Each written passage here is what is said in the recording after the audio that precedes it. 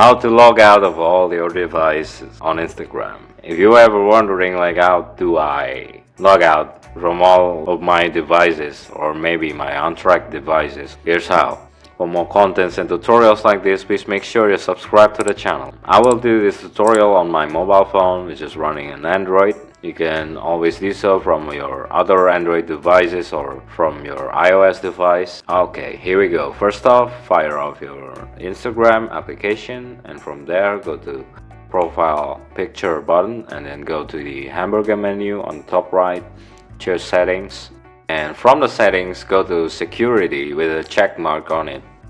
From there choose password. From there just enter your current password and enter new password and also confirmation of the new password. And after that, your login information will be sent to the Instagram server, and all of your sessions that are currently running will be terminated instantly, so that only this device or device that you are currently logged in is the only one that is logged in. Then if you want to log in from other device, then you have to enter your credentials separately and manually.